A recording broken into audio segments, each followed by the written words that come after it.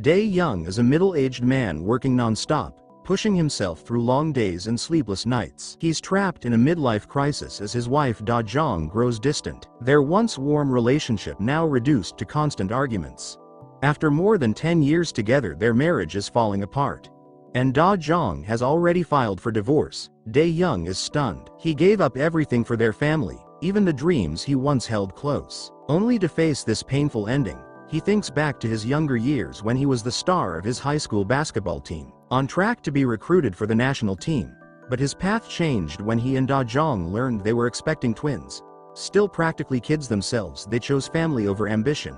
18 years later, they are still fighting to stay afloat.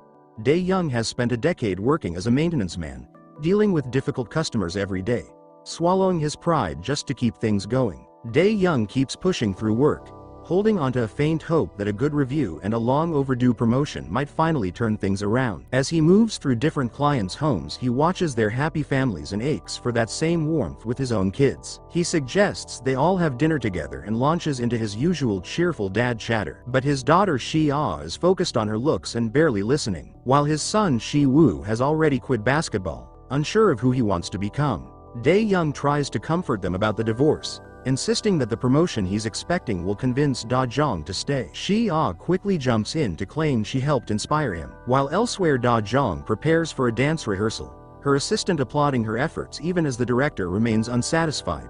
No matter how hard she works, she can't shake the label of being just a mom, and the director is already eyeing a younger, flashier replacement.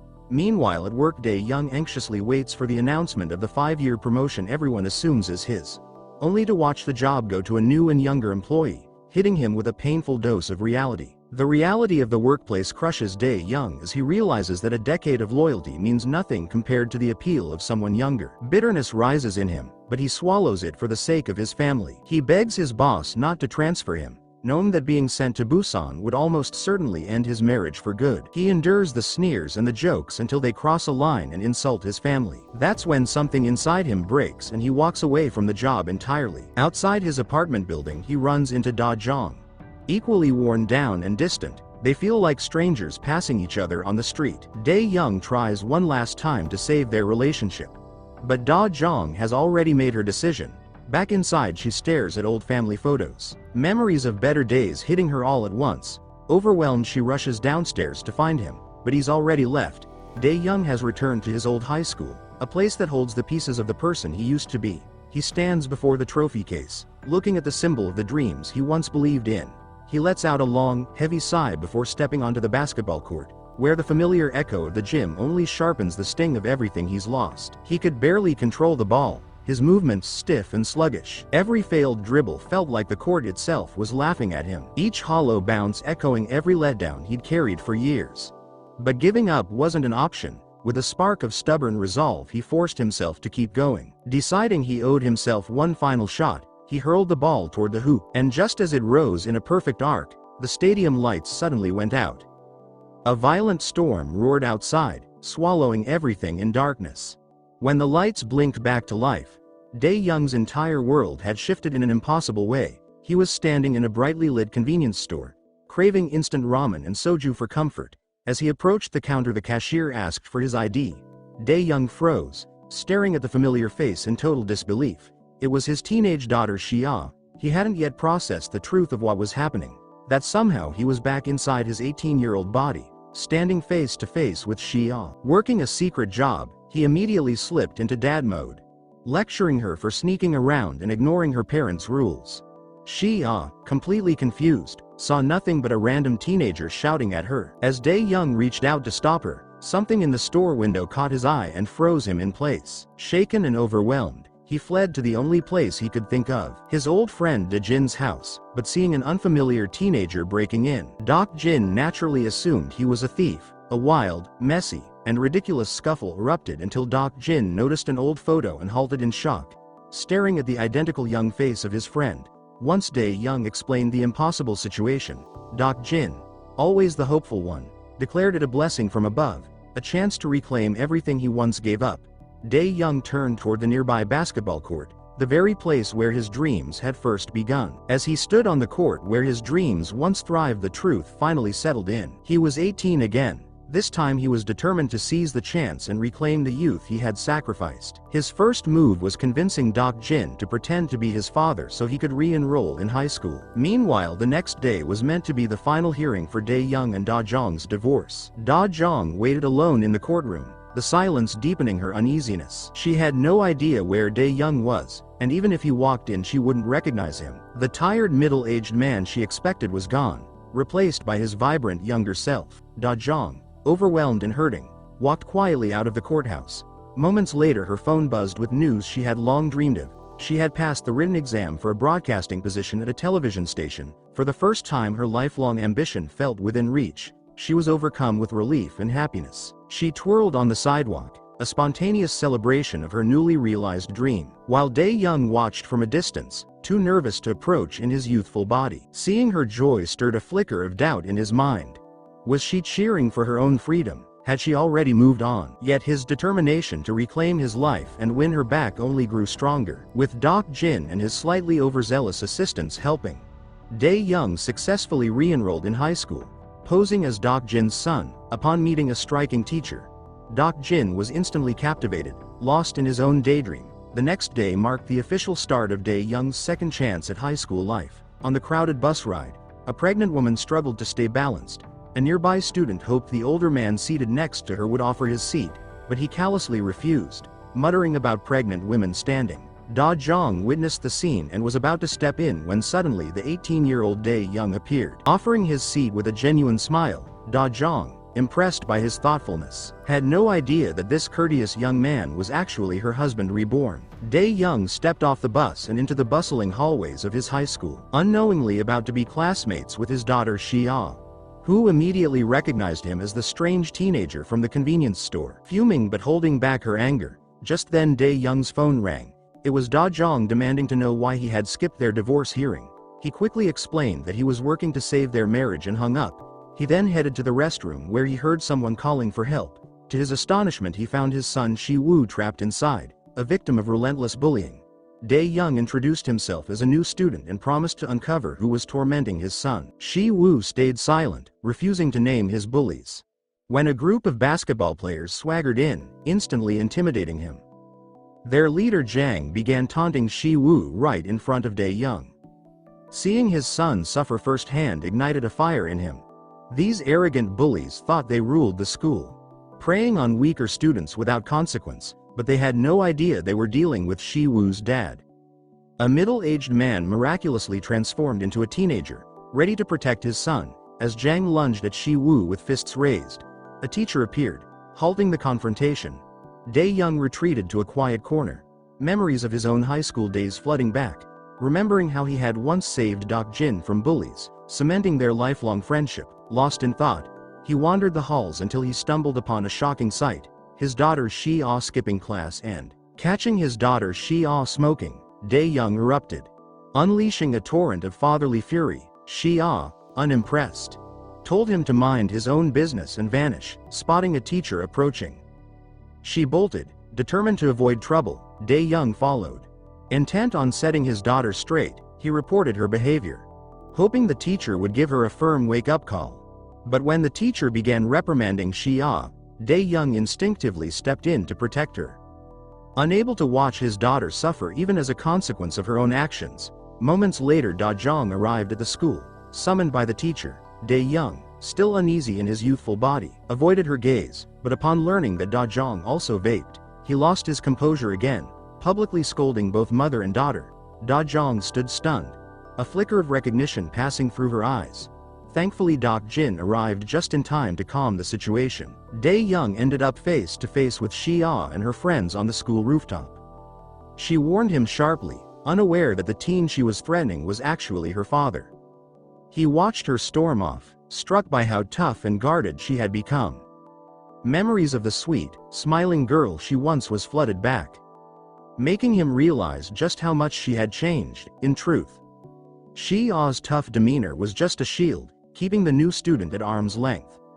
Later that evening, Dae-young spotted her sneaking out to her part-time job, and no matter how hard he tried, he couldn't persuade her to stay. Then he noticed Jang and his gang trailing her. Worried about another bullying incident, he followed quietly, only to find Shi-woo alone at the basketball court.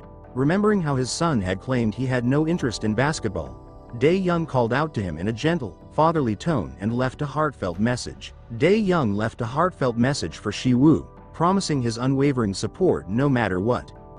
Then decided to join him on the basketball court, hoping to bond in a different way. They played together, father and son forming an unexpected friendship. Back at home, Shi-ah faced her mother's questions about vaping, the crumbling marriage, and constant parental fights, all of which had fueled her rebellious streak and driven her further away. Meanwhile, Dae-young, drowning his worries with Dok-jin, felt a pang of guilt for his children and resolved to keep up his disguise to protect them at school.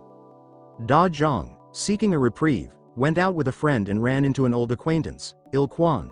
The weight of her failing marriage and Shi-ah's defiance pushing her to the edge, she felt ready for change, to step beyond her comfort zone. Closing her eyes, she took a tentative step forward, memories flashing through her mind, questioning if she had made a mistake, telling herself it was time for a fresh start, when suddenly a car came speeding toward her, a hand reaching out. She reached out and pulled her back just in time. When she lifted her eyes, she recognized the face before her, sending a rush of old memories through her. It felt as if the past had suddenly returned. Dae-young stepped nearer while Da-jung glanced away with shy hesitation. He caught the faint scent of alcohol on her breath, and as she shifted backward she lost her balance, only to be steadied by a man dressed in a black suit. Il-kwon emerged from behind and offered to escort her home. A worried Dae-young quickly insisted on going with them.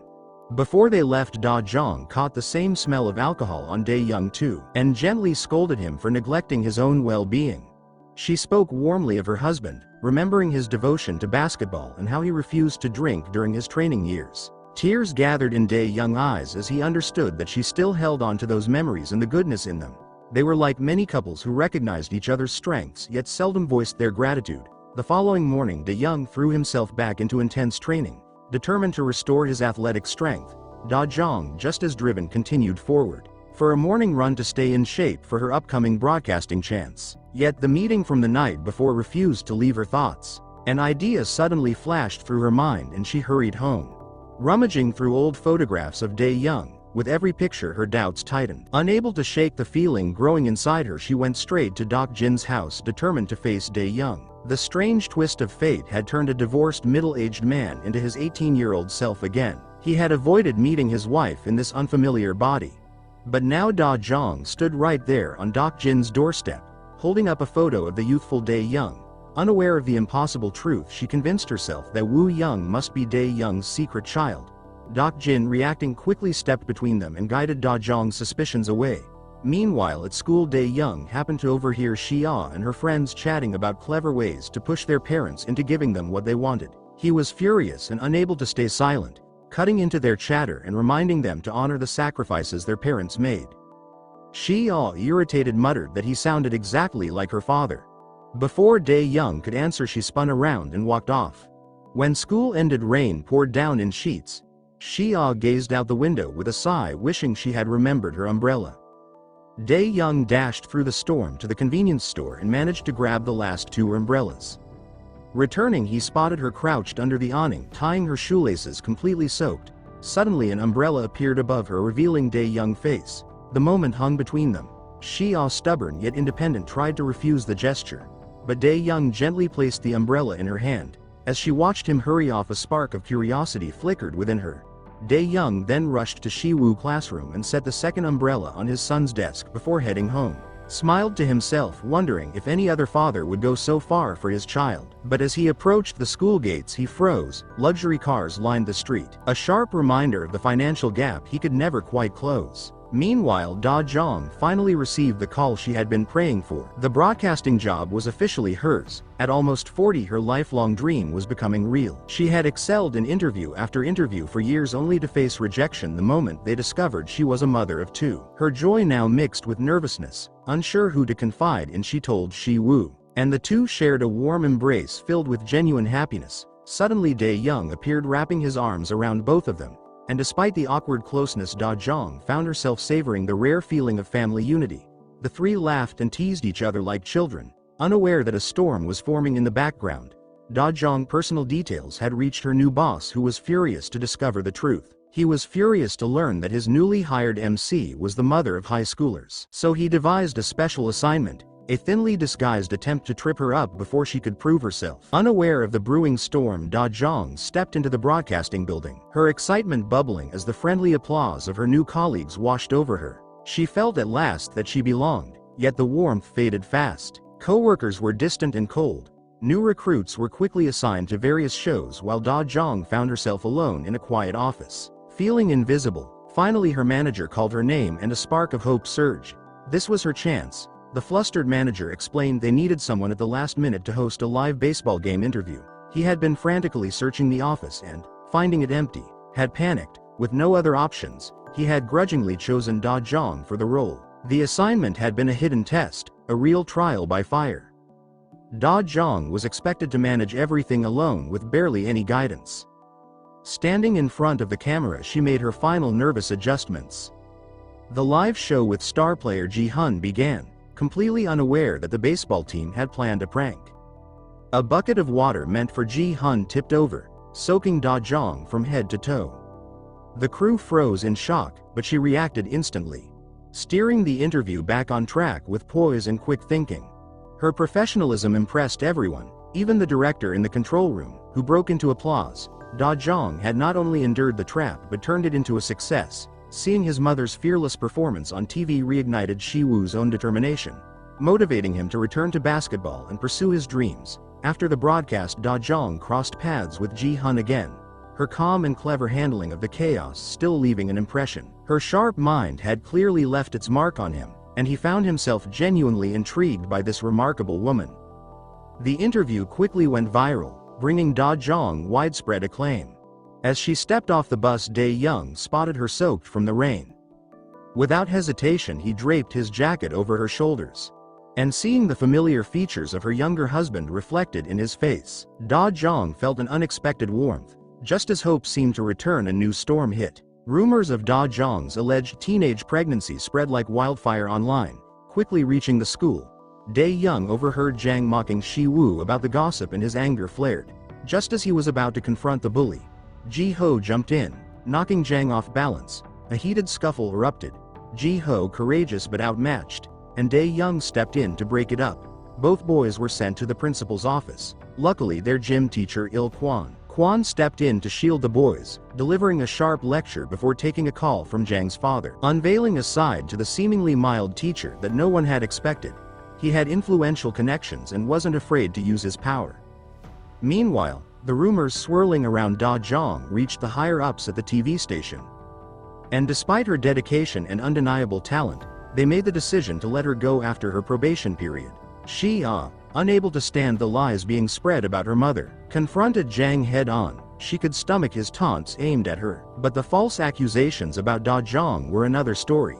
Seeing the smug look on his face, she snapped, defending her mother with fierce determination. Jang, caught off guard by her unexpected fire and courage, saw a side of her he hadn't expected. Later, while gently tending to Ji-ho's wounds after a scuffle, Shi-ah scolded him for his reckless behavior, but her kindness softened the moment. Ji-ho, surprised by her unexpected tenderness, felt something stir in his chest. During gym class, Shi-ah suddenly collapsed. Dae-young rushed her to the hospital, panic gripping his heart. He watched over his unconscious daughter with a heavy heart. Gently brushing her hair, when she stirred awake, Dae-young had a sudden realization. She no longer saw him as her father. Meanwhile, Da-jung was in the middle of another live interview with Ji-hun. Then disaster struck again. A stray ball flew toward her in an incredible display of skill. Ji-hun made a perfect interception, saving Da-jung from harm. The moment was caught on camera and quickly went viral. Da-jung was rushed to the hospital after the interview. Learning that Il-kwon had taken care of the medical bills, she called Dae-young but was met with indifference about Shi-ah's condition. Deeply hurt, she had no idea her husband had stayed by their children's side the whole time. After hanging up, Dae-young rushed to check on Shi-ah, overhearing a conversation between her and Ji-hun. He wandered the streets, alone, lost in thought, when a text from Da-jung arrived. Tomorrow was their final divorce hearing. If he didn't, the courtroom was silent, waiting for Dae-young, who had yet to appear. The judge was about to finalize the divorce when, suddenly, a figure appeared in the doorway. It was the 18-year-old Dae-young. Walking slowly into the room, His heart racing, he made his way toward Da-jung. Every step heavy with the weight of the moment, in that final divorce hearing. Dae-young found the courage to face his wife, but he knew he couldn't keep pretending any longer. He was ready to let her go. Just the day before, he had believed that returning to his youth was some kind of second chance. A divine gift, but now, in the eyes of his family, he remained the same unreliable husband, the same absent father. He finally understood why Da-jung had been so determined to end their marriage. At a recent high school reunion, his former classmates had proudly showcased their achievements, subtly, or not so subtly, mocking those who hadn't reached the same heights. Dae-young, stung by their judgment, had wanted to escape the stifling atmosphere. He sat alone, drinking, feeling like his failures were needed to highlight their successes. Overwhelmed by resentment, he let loose all his frustrations, venting his anger at Da-jung, who tried to comfort him. In his drunken fury, he said things he would regret for the rest of his life. Humiliating her in front of everyone, now, back in his 18-year-old body. Dae-young finally realized that he had single-handedly destroyed his own happiness. Standing before the woman he'd spent 20 years with, he poured out his heart, expressing all the regrets and love he had kept hidden. With the judge's final decree, their marriage was officially over. The divorce brought deep pain to their children. Shi-woo sought refuge on the basketball court, his heart weighed down with sadness. Shi-ah hid her tears in the shadows of an arcade, but life, as cruel as it was, moved on. Da-jung, putting on a brave face, returned to work. Her colleague Yumi greeted her with false cheer, taking a selfie with Da-jung and posting it for all to see. On social media, a post with a seemingly supportive caption read, "So great to see Da-jung, my favorite colleague, not letting divorce get her down. Staying positive, you go girl." The post, oozing with insincerity, quickly went viral, and soon, news of Da-jung's divorce spread through the school. As the whispers and stares of her classmates followed, Shi-ah wandered through the hallways in a daze, unaware of the trail of litter she was leaving behind. Jang, the school bully who had tormented her for so long, approached, but this time, there was no hostility in his gaze. Instead, he offered words of comfort, showing a side of him Shi-ah had never seen before. He shared his own experience with his parents' divorce, explaining how it had sparked his rebellion and apathy toward school. He noticed Shi-ah crying alone in the arcade and felt a rare moment of empathy for the tough exterior she put on. Realizing she carried deeper pain, an unexpected urge to protect her rose within him. Before we continue, please help this channel reach 1,000 subscribers by taking a few seconds to subscribe to my channel. Thank you so much. Next.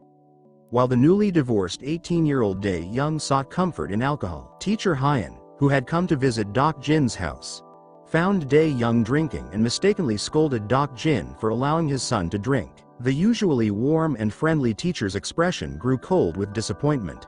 Doc Jin realized his image in front of his goddess was now shattered. He gloomily turned down a gaming invite from a friend, unaware that the friend was, in fact, his beloved Ryeoun, who had a secret of her own. She was a passionate gamer. Desperate to make up for his actions, Doc Jin offered to send her a gift, and Ryeoun, unaware of his true identity, helped him pick out a limited edition gold gaming headset. The next day, with a proud smile, Doc Jin presented the headset to Ryeoun, who was left speechless. Only then did she realize that Doc Jin was the online gaming buddy she had been chatting with all along. Although she was delighted by the gift, her professional ethics prevented her from accepting it. Dae-young, having regained his composure, returned to school. Resolved to be there for his children, but on his way, he spotted his elderly father across the street, watching the joyful reunion between his father and his children. Dae-young stopped in his tracks, his heart aching with a mix of longing and regret. His father, noticing him, was stunned. Dae-young had run away from home at 18, severing ties with his family, and he never imagined he would see his son looking so young again. Later that evening, Dae-young saw Da-jung with Ji-hun, their easy camaraderie sparking jealousy and unease in him. Despite the divorce, he wasn't ready to let go. As Da-jung took a phone call, Dae-young and Ji-hun exchanged a tense look. The divorce continued to push Shi-ah into rebellion. Her grades slipping further, one late evening she crept into the teacher's office to turn in her overdue assignment, only to find the cabinet locked. When she pulled at the handle, a pile of boxes crashed down. Ji-hoo, who happened to be there, rushed forward to shield her, their eyes locking in a moment thick with tension. Suddenly 2 teachers entered, prompting Shi-ah and Ji-hoo to squeeze themselves into the cabinet. Pressed together in the tight darkness, the shared danger and closeness stirring a new and confusing warmth between the two childhood friends. Their young hearts drifting closer even if they did not understand it. The moment snapped when a teacher reached for the cabinet door. Shi-ah and Ji-hoo clutching each other's hands in fear mixed with a strange thrill. But the teacher was called away just in time, allowing them to slip out unnoticed. Ji-hoo hesitant to release her hand. Shi-ah's hand lingered near hers as he searched for the right words. The usually quiet boy completely unable to confess his long-hidden feelings to his childhood friend. Meanwhile, Da-jung ended up in an uncomfortable dilemma when both Ji-hun and Dae-young offered her a ride home. Choosing to walk instead, she accidentally twisted her ankle and Ji-hun rushed her to the hospital. At the same time, Dae-young found her broken heel, took it to be fixed and even bought her a pair of slippers. But when he arrived at the hospital, he was struck by a heartbreaking sight. Da-jung wearing elegant new shoes, laughing comfortably with Ji-hun. The disappointment hit him so hard he couldn't bring himself to approach them. Feeling defeated, he wandered to Dok-jin's office where he found his friend proudly showing off an autographed baseball from Ji-hun. The very athlete Dae-young had admired since he was a kid now unknowingly competing with him. The frustration built inside him. At the same time, Da-jung began her first day as a live news anchor, enduring snide remarks and baseless critiques from younger colleagues who lacked her experience. She kept a strained smile accepting their unwarranted reprimands. But everything changed when a sudden call came in. Da-jung was suddenly presented with an unexpected opportunity when a major fire broke out. She and her colleague rushed to the scene. It was her first live on-location report and her nerves were on edge. Her colleague realized she had forgotten the makeup kit. Arriving amid the chaos of firefighters battling the blaze, they scrambled to find a replacement. Just moments before the live broadcast, a rescuer bumped into her. Smudging her hastily applied makeup, the director quickly decided that Da-jung would take over the live report, and with her anxiety gone, she delivered a flawless broadcast, impressing everyone at the scene and even earning the quiet respect of her rival. Dae-young, watching, knew the effort behind her seemingly effortless performance. All the hours of practice and preparation Da-jung had devoted to her craft. Later, during a staff meeting, her manager commended her exceptional work. The director reminded everyone that rumors about her divorce were still circulating online, and for a news anchor, reputation was everything. He reluctantly decided that someone else would handle the interview with Ji-hun, leaving Da-jung stunned, questioning, was divorce a crime? Her words overheard, the director flew into a rage. Da-jung swallowed her frustration and endured the unfairness. Determined to do anything for her children, after work she headed to the baseball field where Ji-hun gifted her a pair of costly sneakers to show his appreciation. She agreed to a batting lesson, and under his careful guidance she finally made contact with the ball. The satisfying crack seeming to release all her built-up tension, a genuine smile lighting up her face. Just then Ji-hun received an urgent call and rushed to the police station. Breaking news revealed that he had a child out of wedlock. A reporter at the scene captured photos of him with his daughter, and the story quickly spread online, damaging Ji-hun's reputation. As Ji-hun sank into despair, Da-jung reached out with a supportive text, offering words of comfort and encouragement. Meanwhile, Dok-jin, who had meticulously planned a grand proposal, was devastated when Ryeoun turned him down. Dae-young tried to console his friend, unaware that their conversation was being overheard. Ryeoun and Da-jung were nearby, sharing coffee as Dae-young and Dok-jin struggled with their romantic troubles. Later that same day, Da-jung appeared before them. Ryeoun at the same restaurant overheard Dok-jin accidentally reveal Dae-young's real name, and she was about to share her suspicions with Da-jung when Da-jung noticed Ji-hun's. Distressed, Ryeoun rushed to meet him, but intrigued, she called Dae-young's phone, which rang in his pocket. Confirming her suspicions, cornered, Dae-young confessed his true identity, and Ryeoun, realizing she had developed feelings for him while believing he was Dok-jin's son, felt both mortified and furious. Ignoring his pleas for forgiveness, she demanded a fitting punishment for his deception. Dae-young officially found himself in the doghouse. As Ji-hun faced a wave of public criticism, Da-jung provided a reassuring presence, sending kind and encouraging messages. Ji-hun desperate to speak to Da-jung. Meanwhile, Da-jung met with Ji-hun and his secret was finally revealed. The child wasn't his daughter but his niece, the child of his late brother. From a young age Ji-hun's brother had raised her, acting as both sibling and parent after their parents died. Even as adults, his brother had always put Ji-hun's career first, even sacrificing his own engagement for it. Ji-hun carried a heavy burden of guilt over this sacrifice, and just as his professional baseball career was taking off, he returned home to find a baby girl his brother's former fiancée had. After the child was abandoned by her mother, she was left in Ji-hun's brother's care. But tragedy struck when his brother died in a car accident, leaving Ji-hun heartbroken and responsible for raising the child. Determined to protect her just as his brother had protected him, and fearing that scandal might put her at risk, Ji-hun even considered giving up baseball. Da-jung, hearing his story, offered a fresh perspective. Speaking about the weight of gratitude, the feeling of owing so much to someone who has sacrificed for you. Drawing parallels to Dae-young's sacrifices for her and the challenges they had faced together. She encouraged Ji-hun not to give up on his dreams, promising to stay his biggest supporter, echoing the words his brother had once spoken. Ji-hun found himself falling more under her charm, and as they strolled along a path with cherry blossom petals swirling around them, they discussed ways to delight children. Da-jung mentioning catching falling petals and making wishes, a simple yet enchanting gesture. The simple trick could keep children entertained for hours.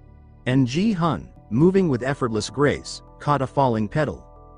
Just as a passerby spotted them, protective of Da-jung, he shielded her with his cap, hiding her from view. And even after the person walked by, he playfully acted as if they were still being watched. Extending the intimate moment, elsewhere, Il-kwon visited a bar, supposedly for work, but it was revealed that the bar was not owned by his brother as believed, but by Il-kwon himself. Ryeoun, witnessing Il-kwon's secretive visit, was too intoxicated to grasp its significance and, in her drunken state, accidentally revealed Dae-young's true identity to Kwon, leaving him completely bewildered. The following day, Dae-young and Dok-jin pleaded with Ryeoun to keep their secret. Dae-young confessed his past failures as a husband and father, highlighting his renewed dedication to his family and sobriety, while Dok-jin noted the positive impact Dae-young had on Shi-woo, helping him regain his confidence and passion for basketball. Annoyed but conflicted, Il-kwon reluctantly agreed to stay silent. However, back at the office, seeing the pink slippers Dae-young had given her, she flew into a rage, not only discarding the slippers but also vowing to reveal a shocking secret to Da-jung. At school, Shi-ah arrived late, and Jang, who had been waiting for her outside, was also tardy. It seemed the bully's heart was softening. As punishment, the late students were made to run laps. Ji-hoo, not late himself, joined them, even carrying Shi-ah's bag. The rivalry between him and Jang intensified. Meanwhile, Dae-young and Shi-woo participated in basketball tryouts, drawing a crowd. Dae-young went first, showcasing his skills with impressive dribbling and a stunning half-court shot, his familiar playing style reminding Il-kwon of the high school basketball star Dae-young once was, and coupled with Ryeoun's drunken revelation, Il-kwon began to suspect. Shi-ah and Ji-hoo watched intently, Dae-young's performance leaving a strong impression. Smiles exchanged between them, and then it was Shi-woo's turn. He moved with newfound confidence, driving to the basket, faking, passing, and finally sinking a three-pointer. Both father and son had excelled in the tryouts, and Kwon told them they were practically guaranteed a spot on the team. Pending a meeting with their parents, later, Dae-young spotted Shi-ah at the gym entrance and waved. But her response was cold, almost as if she saw him as competition for a place on the team. After school, Shi-woo escorted Dae-young to meet his grandfather, with the upcoming parent-teacher meeting looming. He needed someone to represent his parents, his mother preoccupied with a scandal, and Dae-young, according to his fabricated backstory, claimed his father was in Busan, meeting Mr. Hong again. Dae-young listened as his grandfather evaluated his younger self, recognizing a talented basketball player who had truly earned his place on the team. Through hard work, not through bribery or favors, Mr. Hong, despite his gruff exterior, clearly held a deep pride for his grandson. He instructed Shi-woo to contact his parents, first offering to step in only if they were unavailable. Shi-woo happily bid farewell to his grandfather at the gate. Dae-young advised him to tell his mother about rejoining the basketball team. Honesty, he emphasized, was crucial in families. Shi-woo agreed with a smile. On their way home they ran into Da-jung and Ryeoun. Da-jung had heard about Shi-woo's return to basketball. Dae-young, assuming his secret was out, frantically tried to pull Da-jung aside for a private conversation, but Ryeoun hadn't betrayed him. She'd only revealed Shi-woo's news. Shi-woo proudly announced that he'd made the basketball team, sharing a joyful moment with his mother. Later, Dae-young and Ryeoun had a private conversation.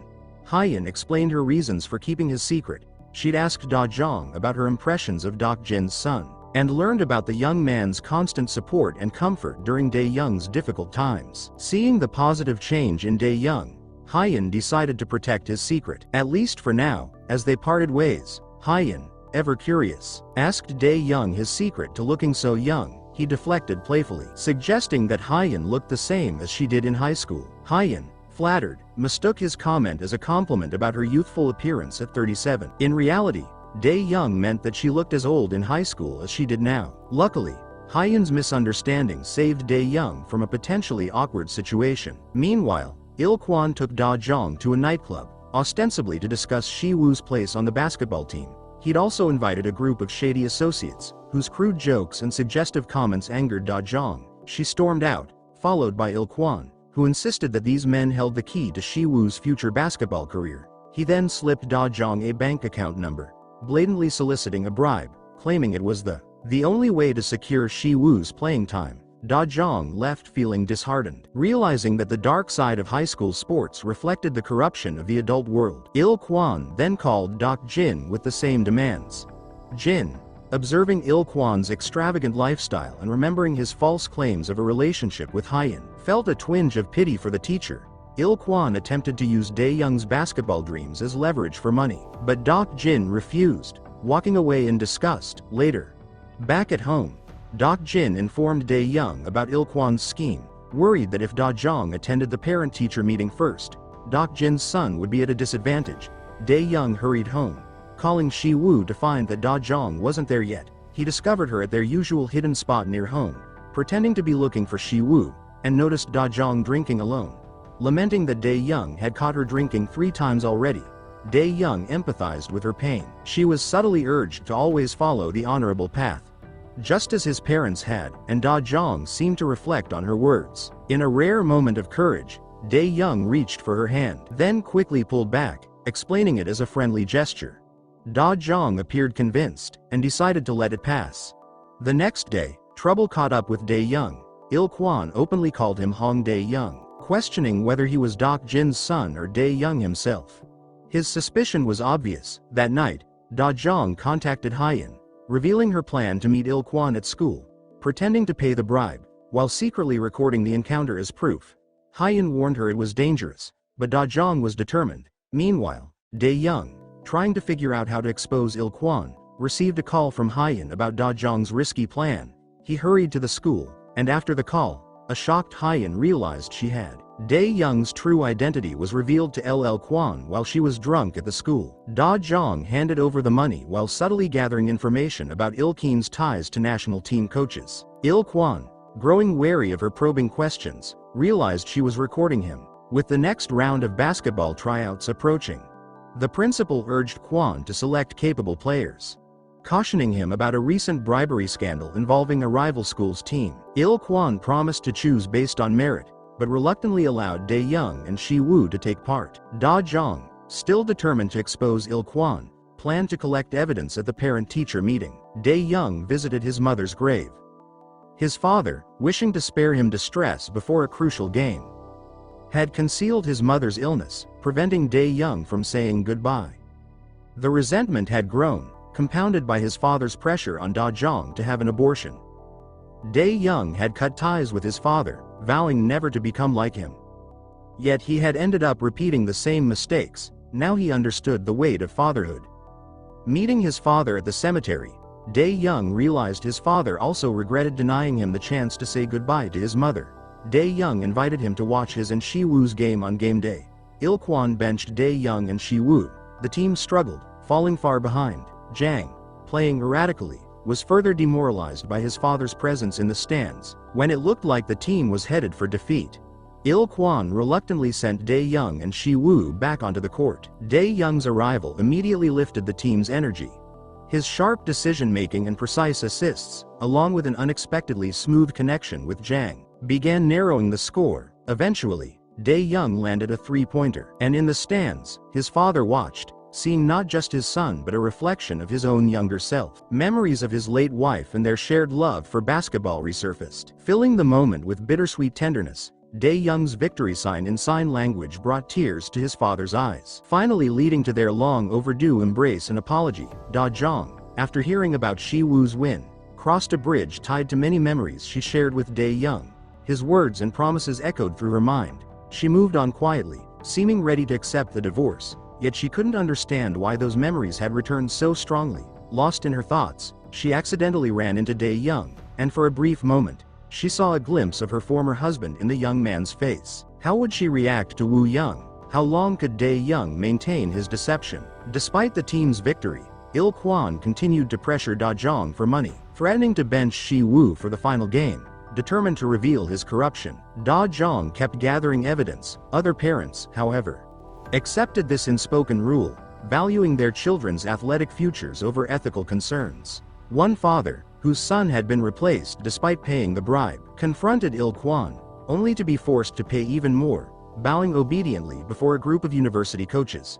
Il-kwon was both a perpetrator and a victim in this corrupt system. He demanded bribes, promising influence and opportunities, yet he was also being exploited by the very system that had taken his family's money to secure his coaching position years earlier. He warned Dae-young to stay out of it. Dae-young helped arrange a meeting with the other parents. He revealed that Il-kwon had bullied him for years because he had once seen Il-kwon's father bribing a coach, and now Il-kwon was repeating the same pattern of corruption. Dok-jin argued that Il-kwon had no right to be a teacher and should be removed, but the other parents hesitated, afraid of retaliation and worried about how it might affect their children's futures. They claimed bribery had become normal, and many were willing to pay if it meant securing a university spot for their kids. Da-jung stood up, saying that being a parent wasn't about impressing children but about not setting a disgraceful example. Bribing their way into college, she argued, only taught the wrong lessons. She assured them she had gathered enough evidence against Il-kwon and urged them to take a stand with her. Da-jung contacted Il-kwon and confronted him with the proof of his illegal bar business and the bribery scheme. Dok-jin stepped in to join the confrontation. Il-kwon grew even more enraged and attacked them, but before the situation escalated further, the other parents stepped out from their hiding place. Ready to speak out against him, they had finally reached their limit with his corruption. Il-kwon and the coaches involved were arrested and charged with illegal recruitment. When Il-kwon's father visited him in jail, he harshly criticized him. But Il-kwon fired back, saying his father's past actions had pushed him into this life and that he had never been given a proper example to follow. After the scandal, Ryeoun began to view Dok-jin differently. Jang reconciled with his father and apologized to Shi-woo, saying he still wanted to become his brother-in-law. With the school anniversary nearing, students volunteered to decorate the photo wall. Jang saw Ji-hoo, Shi-ah, and Dae-young working together and felt a stab of jealousy, though he hid it behind his usual arrogance. In the music room, Shi-ah hit her head, and Dae-young instinctively moved to comfort her. But Ji-hoo stepped in and grabbed his hand. Dae-young, happy to see their romance beginning to unfold again, left the room smiling. The young man's growing affection for Shi-ah made him realize he suddenly had competition. Jang walked in, offered his help, and bluntly asked Dae-young whether he liked Shi-ah. He claimed Shi-ah as his and warned Dae-young to keep his distance. If Dae-young had been armed, he might have shot Jang on the spot. Jang, now a regular at the convenience store where Shi-ah worked, bought 2 drinks and smugly handed one to her with a buy one get one free remark. Irritated, Ji-hoo grabbed the drink and downed it himself. The rivalry kept intensifying. Dae-young arrived unexpectedly and saw 2 boys eyeing for his daughter's attention. Using the excuse that Da-jung had sent him, he stepped in to take Shi-ah home, making her accept the gift. They then ran into Da-jung, and the idea of a father and daughter unknowingly tangled in a love triangle felt disturbingly wrong. Having barely resolved her children's troubles, she was suddenly confronted with a new problem at work. One of the 4 anchors was going to be dismissed, and she was the only one without a permanent program. Then came an offer for her to host a show centered on divorce, a topic that hit uncomfortably close to home after everything she had just been through. She hesitated, aware that refusing it might jeopardize her job. Ji-hun, overhearing her struggle, orchestrated another coincidental meeting and invited her to dinner. Even though he disliked spicy food, he encouraged her to order the spiciest dish and enjoyed seeing how happy it made her. He even mimicked the restaurant owner's teasing request for her autograph.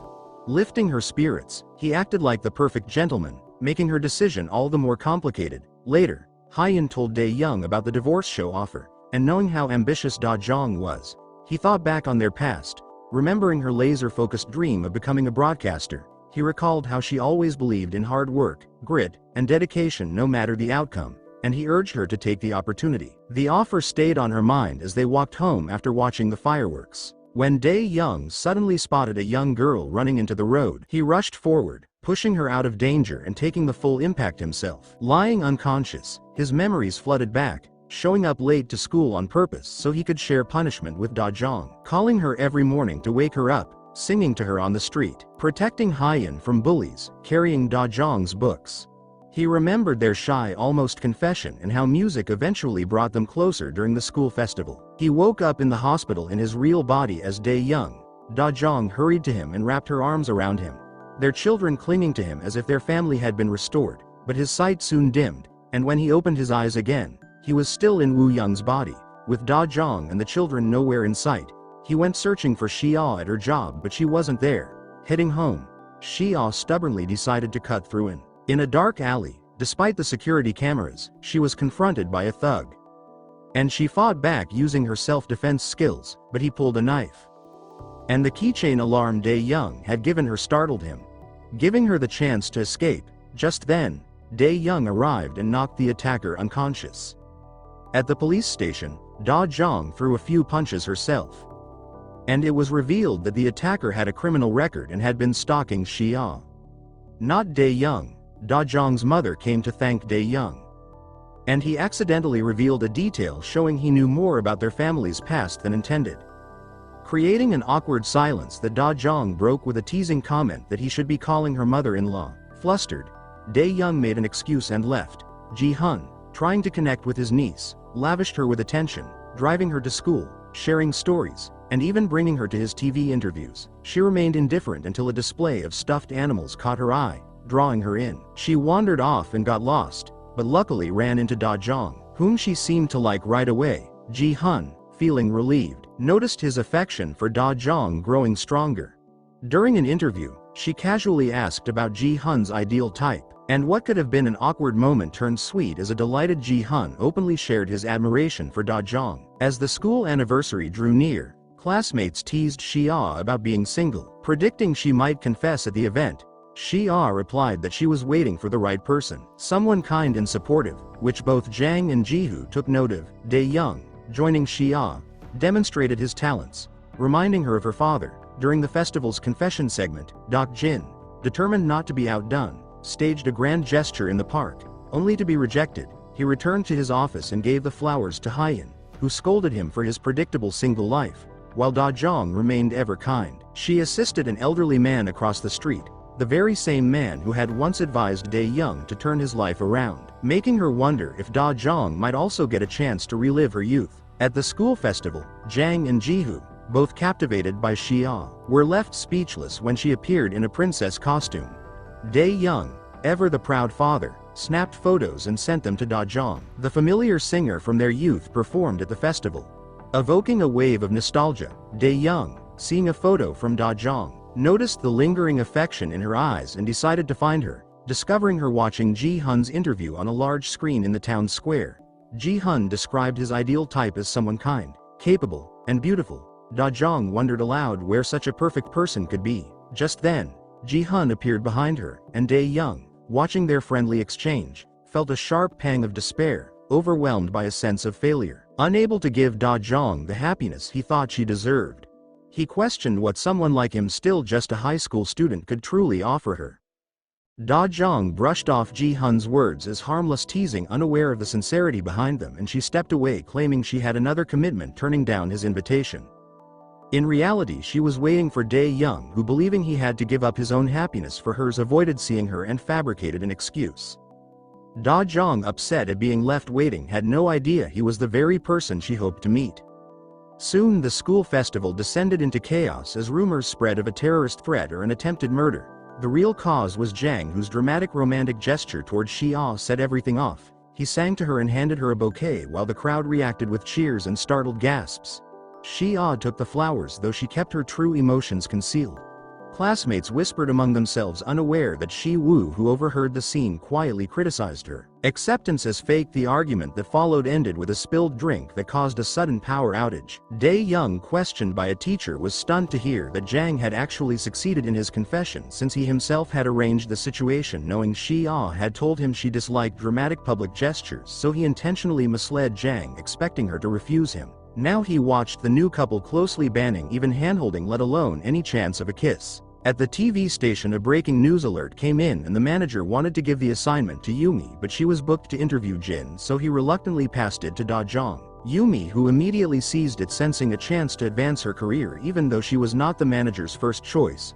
Her ambition collapsed quickly when the breaking news turned out to be coverage of a typhoon, forcing her to report while standing in heavy rain. Dae-young, trailing Shi-ah, learned she was heading to a baseball game. He smiled with the pride of a father until his eyes caught an advertisement for a kiss cam event. Determined to block any possible on-screen kiss, he rushed to buy a ticket and took a seat beside Shi-ah, only to realize that her companion was Ji-hoo. Shi-ah had accepted Jang's bouquet solely to spare him the embarrassment of a public rejection, since she felt nothing romantic toward him. Seeing an opening, Ji-hoo invited her to the game, while Jang happened to be substituting for a co-worker and ended up interviewing him to Shi-ah's delight. After the game, Ji-hun asked Da-jung to join him for dinner and Shi-ah excitedly urged her mother to say yes. Both Jang and Ji-hoo insisted on tagging along, turning the dinner into a small gathering, and Ji-hun, amused, discovered that Shi-ah attracted more fans than he did. At the table, Dae-young served clam chowder, giving Shi-ah an especially full bowl, and Ji-hun, eager not to fall behind, offered Da-jung a matching portion, prompting Shi-ah to casually point out Ji-hun's clear crush, which had already surfaced during his interview, and the tension among them quietly rose. Admitted he liked her but hadn't actually confessed yet. And while Ji-hun stepped away to take a phone call, Dae-young warned him to stay away from Da-jung. Ji-hun, amused by the boy's boldness, told him that some dreams stay dreams. Jin, attending a cosplay event, happened to meet Ryeoun again and discovered she was an enthusiastic cosplayer who kept her hobby secret because of her job. Worrying that parents might not trust a teacher with such an unconventional passion, Jin encouraged her, saying cosplaying was cool and she should take pride in what she loved. Meanwhile, Dae-young, frustrated by the awkward dinner with Ji-hun, went to his father for guidance, expecting strict traditional advice, only to find his father even more rigid, insisting that paid education was the only road to success. Dae-young disagreed, recognizing his own flaws as a parent. Da-jung's divorce show finally aired, with couples voicing their grievances and the atmosphere thick with tension. The audience was asked to decide whether each couple should stay together or separate, and the first pair stepped forward, with the wife describing how her in-laws constantly criticized her while her husband never defended her, leading the viewers to vote decisively for divorce. The expert on set instead faulted the wife, insisting she shouldn't have agreed to marry into a home where 3 unmarried sisters-in-law still lived. Angered by the expert's outdated judgment, the wife stormed off. TV executives watched the unfolding drama, intently curious about how Da-jung would navigate the moment. Da-jung addressed the viewers with an apology and then delivered a compelling reflection on marriage today, highlighting the burdens women are often expected to carry. She pushed back against the old belief that a wife must unquestioningly serve her husband's family, suggesting that simply treating daughters-in-law with dignity rather than as household labor would resolve countless issues. The executives were struck by the clarity and strength of her message. The executives began to appreciate her abilities, as the second couple presented their conflict over childcare and household duties. Both worked full-time, but the wife felt unsupported and overwhelmed. The disagreement escalated until she disclosed that she had recently undergone minor surgery due to exhaustion. The husband, unaware of her condition, expressed frustration that she hadn't told him. The audience was divided and the expert called on Da-jung to cast the deciding vote. Surprisingly, Da-jung voted against divorce, explaining that their misunderstandings arose not from a lack of love but from their attempts to shield each other from worry. This protective silence had unintentionally caused tension. She advised them to communicate honestly with one another, drawing on her own experience with Dae-young and their communication struggles. The expert then directly asked if Da-jung regretted her divorce, and she acknowledged that she did, leaving Dae-young watching the broadcast visibly shocked. The broadcast concluded on an uplifting note as the expert apologized to Da-jung for his earlier insensitivity and handed her a bowl brimming with clams. Overwhelmed with emotion, Da-jung remembered how Dae-young, knowing she disliked clams, would always pick them out of her food. Exhausted, Da-jung returned home to find Dae-young waiting. He had noticed her heading to their secret spot and, seeing that she was drunk, rushed to check on her. With tears in her eyes she asked him why he had been so late, revealing she had been waiting. Overcome with feeling, Dae-young kissed her, with a flashback to 7 years earlier showing Dae-young so consumed by work that he forgot Da-jung's birthday until he suddenly remembered and prepared a small but heartfelt gesture. After the party they went to their secret spot where he gifted her a zodiac-themed necklace. Da-jung admired the half moon and reflected on its bittersweet meaning. Dae-young responded that the hidden half was still present. Just like her presence in his life, they spent the night openly sharing their feelings. Their hearts fully exposed to one another. Back in the present, both Dae-young and Da-jung carried the burdens of their separate lives. The memory of the drunken kiss lingered in Dae-young's mind while Da-jung dismissed it as a mere dream. Every mention of Woo-young made her tense until her mother confirmed she had returned home alone, bringing a sense of relief. Yet fate had other plans when she unexpectedly ran into Dae-young, who offered her chocolate milk, her favorite hangover remedy, claiming he had an extra from a buy one get one free deal. As she drank it she couldn't help but glance at his lips, the memory of that dreamlike kiss flashing through her mind. Later on the bus Dae-young praised her performance on the show, but his words, her memory of the kiss, only grew stronger. Flustered, she reminded him that she was his classmate's mother, underscoring the generational gap between them. Then the bus suddenly braked, sending her into his arms. Mortified, she quickly got off at the next stop to escape the awkwardness, only to immediately encounter a couple kissing, which intensified her embarrassment. At work Da-jung was praised for the show's impressive ratings. Her trial run had been so successful that it was made into a permanent program. Yumi muttered enviously about the futility of online fame, prompting co-workers to remind her of her own brief viral moment when a weather report gone wrong had become a meme.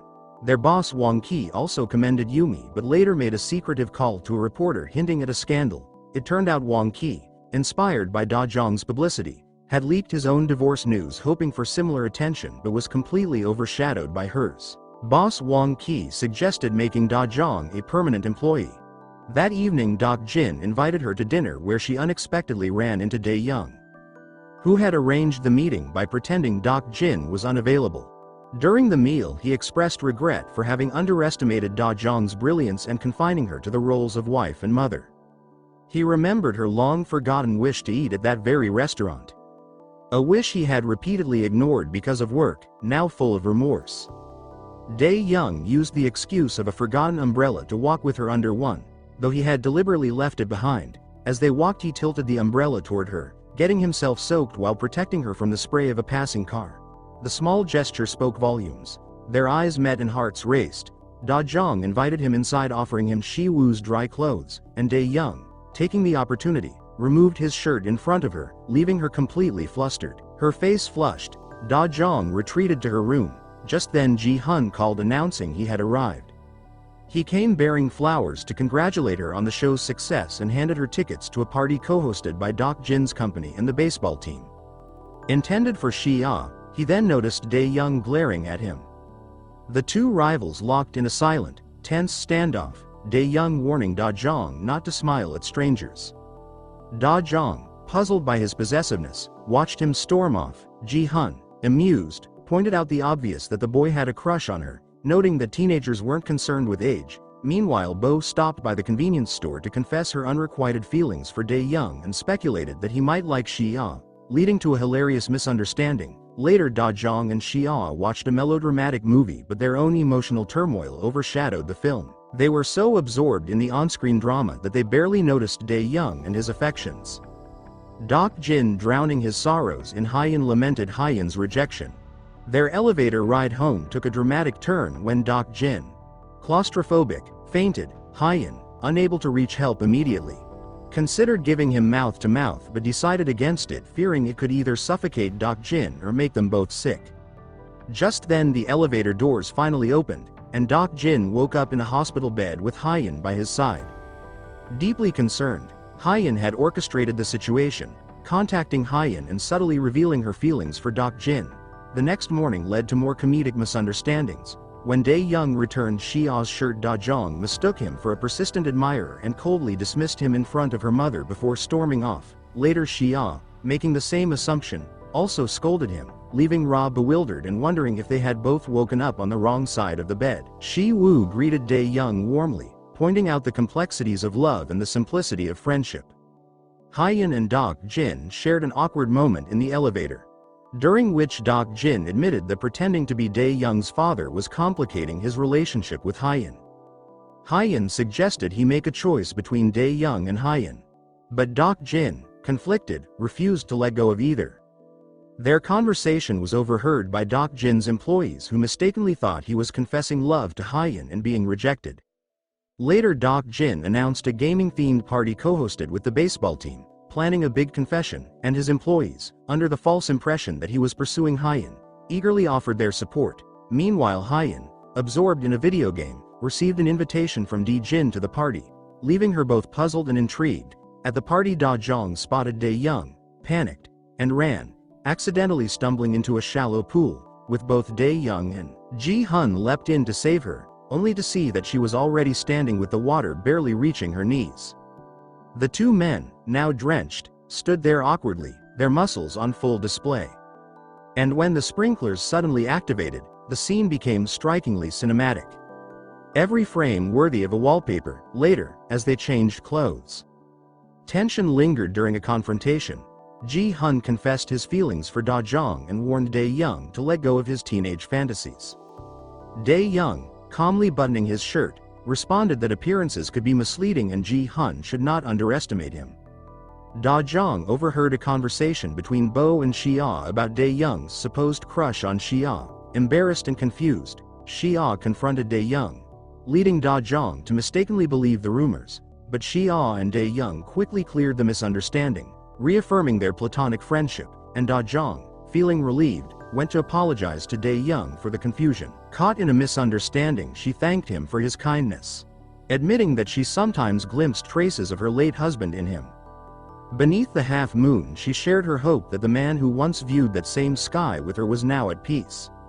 Emotions swelled in Dae-young. Overwhelmed by emotion, Dae-young suddenly kissed Da-jung, who shocked responded with a slap.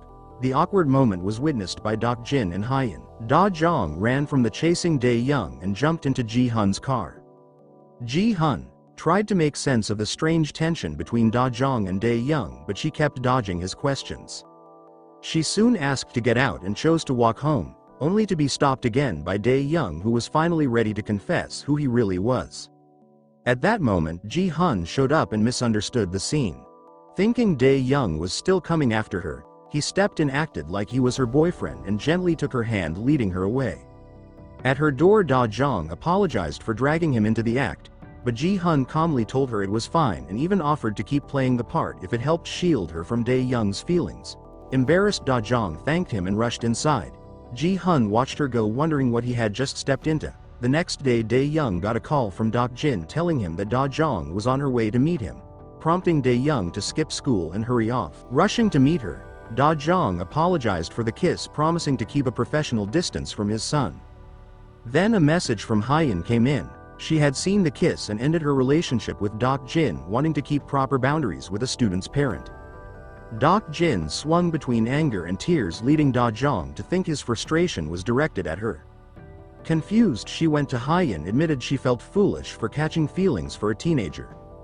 Determined to settle things with Dae-young and their strange connection, she set out to find him, but they ended up face to face in the elevator instead. The memory of the kiss overwhelmed her, and when she tried to speak, her voice failed, replaced by nervous hiccups. A crowd squeezed into the elevator, forcing them into a tight corner, and in the closeness, Da-jung found herself studying Dae-young's face, unable to look away. Once they stepped out, she burst into a flustered rant, ordering him to stay away, giving him no chance to explain. Their reconciliation was pushed back once again as the students at school watched events unfold. The students filled out their dream career forms, and Ji-hoo, thinking of how much Shi-ah admired doctors, wrote doctor as his own goal. During the counseling sessions, Jang boldly stated he wanted to become a real estate tycoon, inspired by a famous Korean basketball star who later built a career in entertainment and property investing. Little Boa announced she wanted to be a model. Their constantly shifting dreams left Hyeon both entertained and worn out. Shi-ah then revealed she had no plans to attend college, which worried Hyeon, who urged her to talk with her parents. Dae-young overheard this and later gently asked Shi-ah about her future, discovering her deep interest in makeup artistry. At the same time, Da-jung caught a senior employee secretly snapping photos of Yumi. The man who had once mentored Yumi lashed out at Da-jung, reminding her of the control he held over new recruits and demanding apologies from them both.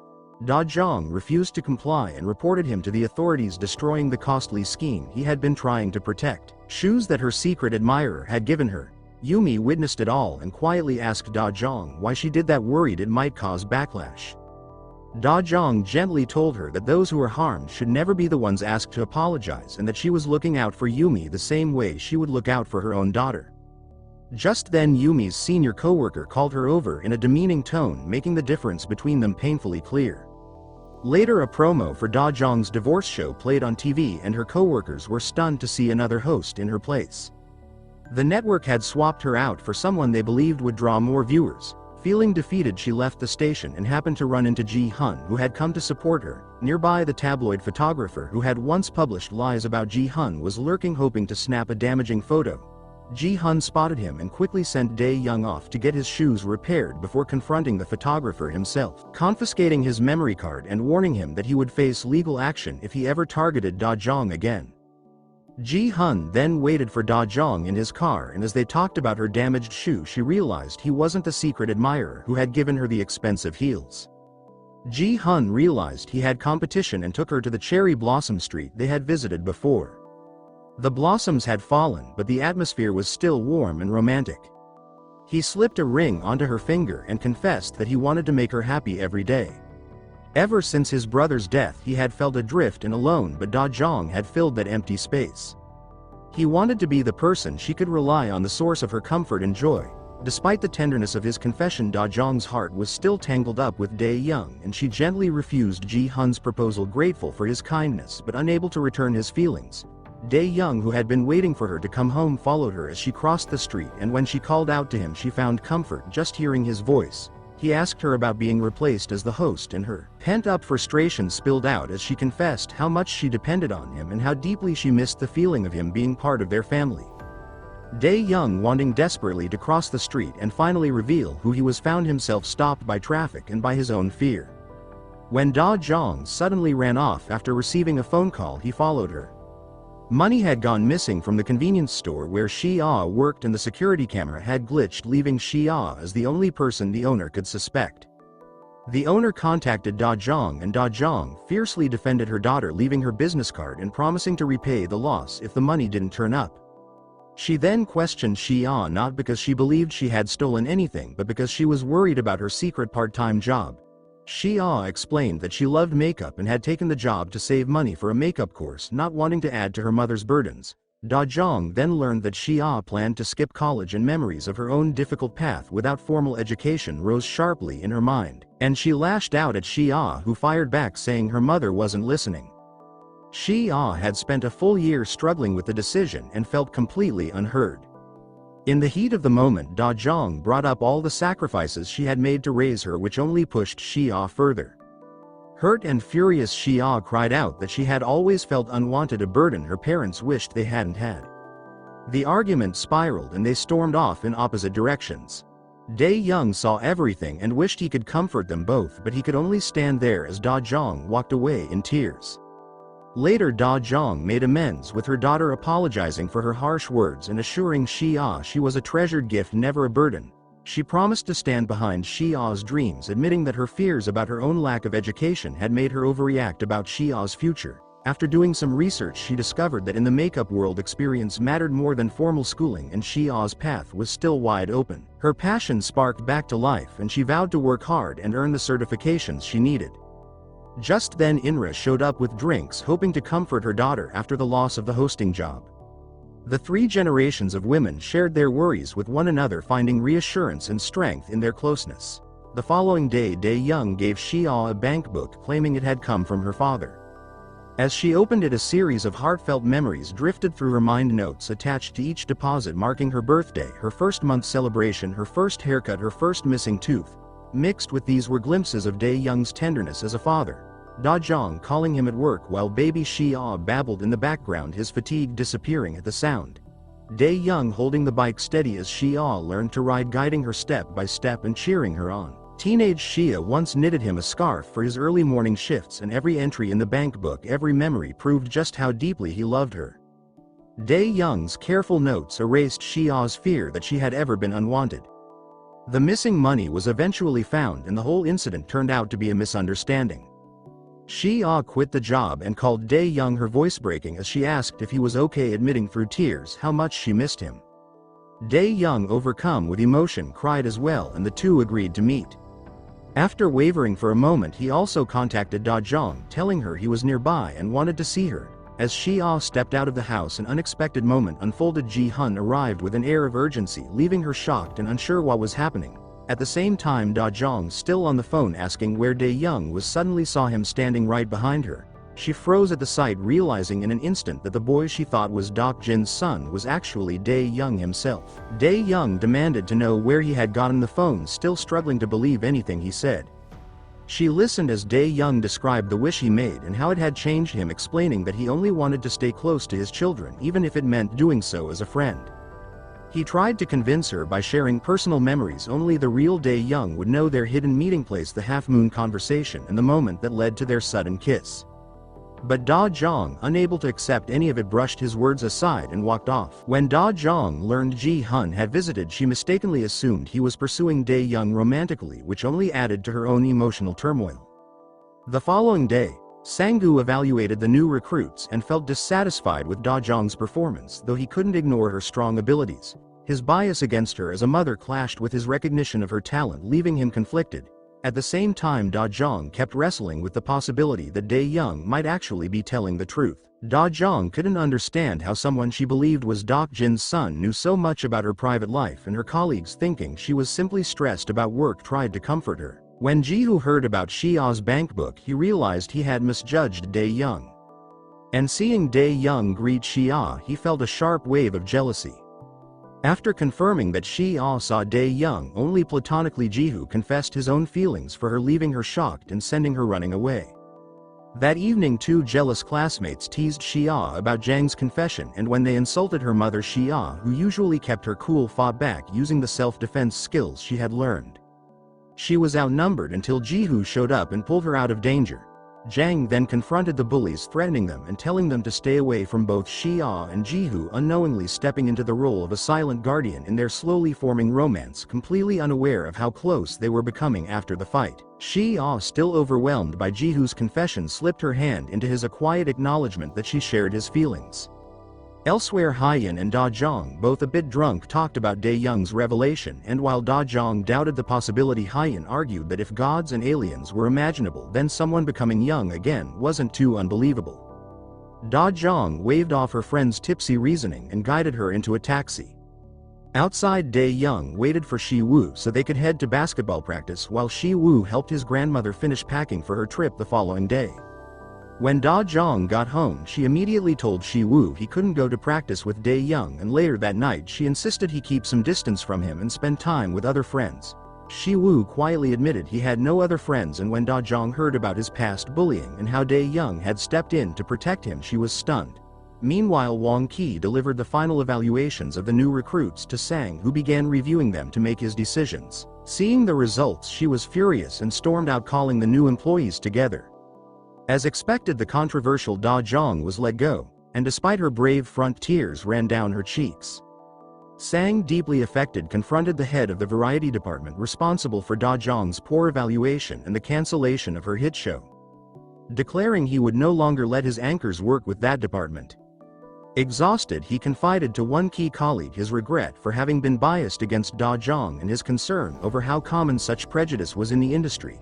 Meanwhile, a heartbroken Da-jung trudged home through pouring rain, her ID card slipping from her pocket and getting soaked. As she despaired, someone picked it up for her and she snatched it back from Dae-young, feeling a small flicker of comfort amid the storm, while Dae-young, unfazed by her coldness, quietly confessed. He told her he had come because he missed her, and the sincerity in his voice, free of the usual teenage awkwardness, struck her deeply. Da-jung, after making sure Dae-young had not revealed his real identity to their children, said she would erase everything that happened at the party from her mind. Dae-young, having seen the tears in her eyes when he picked up her ID, didn't push her for answers and instead handed her his umbrella.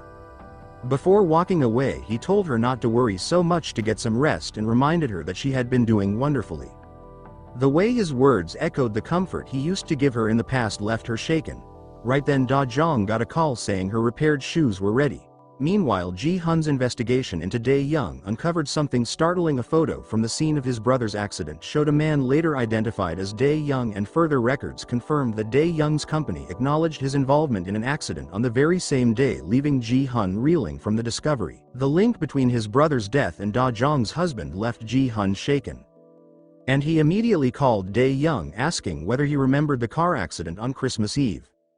Ji-hun pressed him, demanding to know why he had caused it, and Dae-young managed only a shaken apology without explaining the reason.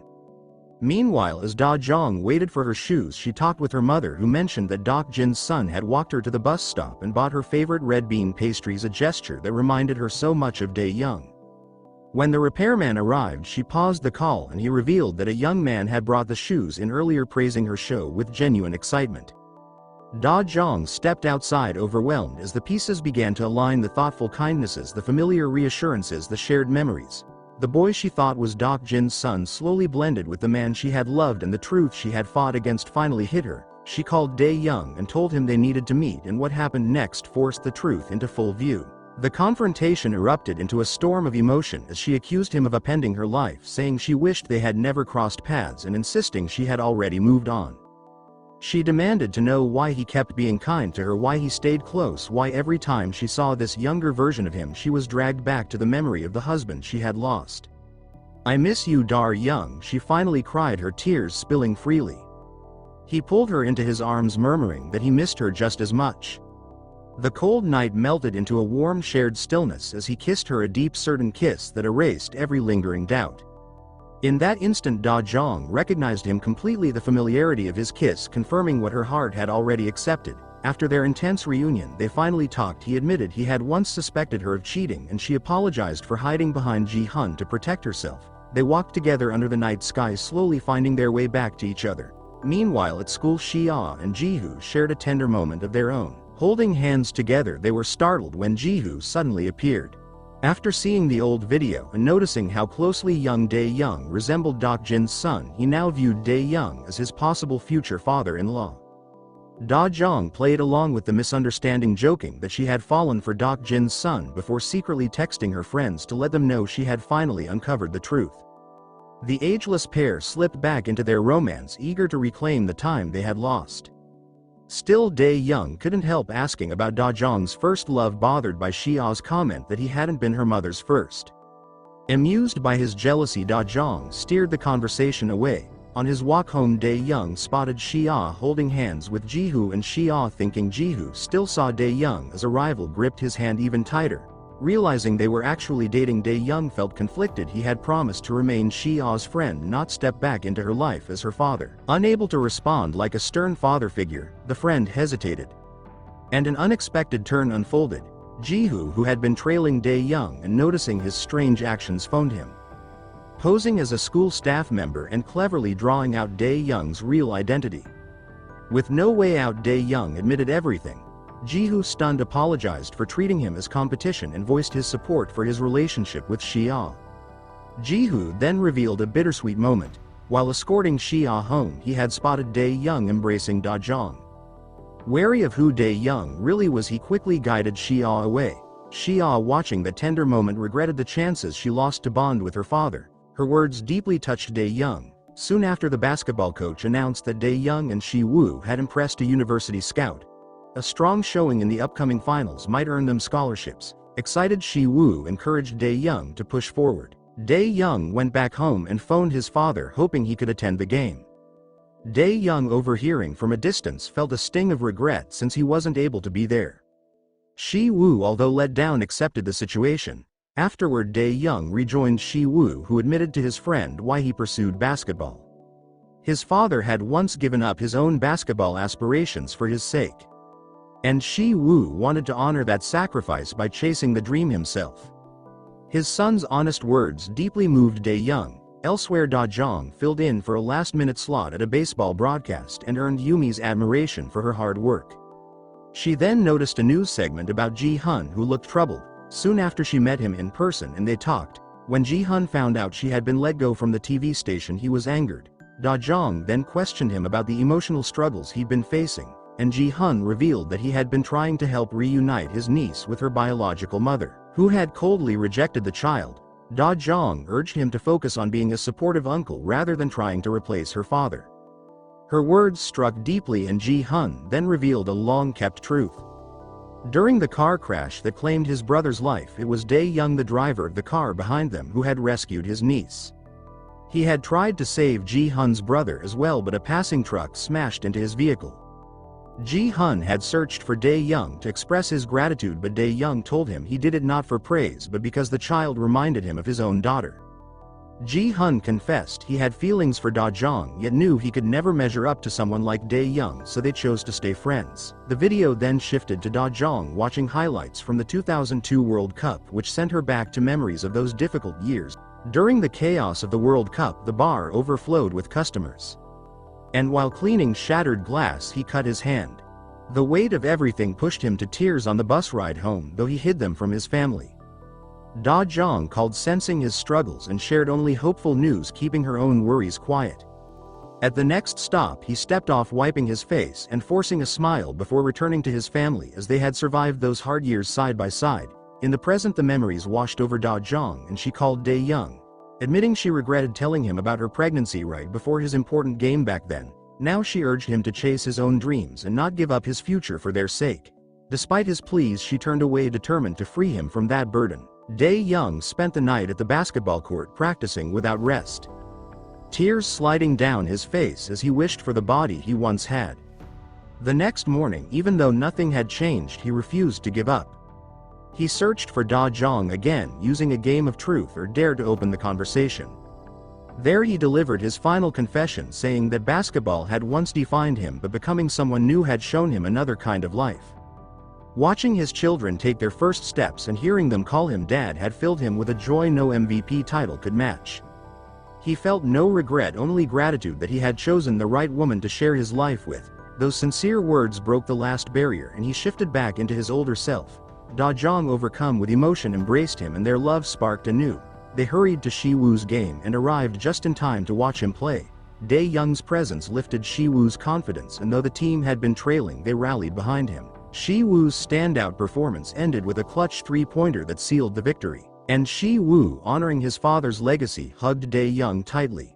Meanwhile, Shi-ah ran into the same bullies once more, and their intimidating father stepped in. Before the situation could escalate, Dae-young stepped forward, his steady words shutting down the confrontation and leading the bullies to apologize. Shi-ah wrapped her arms around him, proud to call him her hero. Later, the family gathered for a joyful dinner where Dae-young expressed remorse for the tension he had caused with Da-jung and asked to return home, receiving an eager yes from everyone.